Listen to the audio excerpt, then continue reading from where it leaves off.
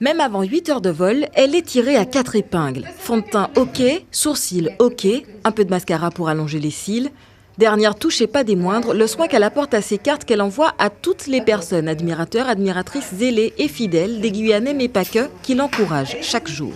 J'ai mis ma signature dessus étant donné que j'ai reçu pas mal de messages où on me demande comment on peut faire pour s'écrire et recevoir un autographe. Donc avant de partir, j'en ai signé plusieurs et comme ça, toutes les personnes qui enverront des lettres à l'adresse que j'ai mis d'ailleurs dans ma story sur Instagram, ils pourront recevoir par la suite le carton signé. 64 kilos de vêtements, accessoires, bijoux, produits cosmétiques ne sont pas de trop pour accompagner Miss Guyane 2020 dans l'aventure nationale.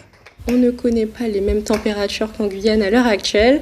Donc vraiment, oui, de quoi pouvoir me réchauffer, pouvoir m'habiller tous les jours, mais aussi des robes de soirée et des robes de cocktail.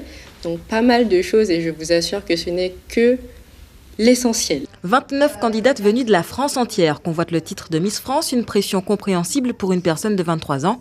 Et Leneshka se dit prête. Je pars en ayant en tête l'envie de pouvoir profiter au maximum, de vivre cette expérience unique pleinement. Bien évidemment, c'est un concours, donc on vise toujours la plus haute marche, mais voilà, je suis vraiment dans une excitation, un enthousiasme de pouvoir rencontrer ne serait-ce que les autres Miss régionales et puis partager cette aventure humaine. Un peu avant 16 h, elle quitte le domicile familial. À ses pieds, des chaussures confortables fabriquées par un équipementier sportif français, partenaire des Miss France, des chaussures spécialement conçues pour elle, comme un porte-bonheur. Destination, l'aéroport Félix Éboué. Le dépôt de bagages se fait rapidement. Tout est réglé comme du papier à musique par le comité Miss Guyane. Elle a toutes les cartes en main pour y arriver. Elle est motivée, elle est déterminée, elle va tout donner. Et de toutes les manières, il y a 29 candidates, une seule gagnante. Donc toutes les candidates, je pense, dans le même état d'esprit. Elle est attendue jeudi matin, en même temps que les Miss Dôme à Paris.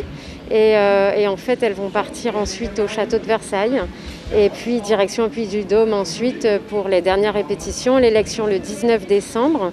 Et elle aura fini le 20 décembre, mais elle va rester un petit peu en métropole pour profiter. Le 19 décembre, la France choisit sa nouvelle Miss France, mais dans les cœurs, et Leneshka Hort a déjà conquis les Guyanais.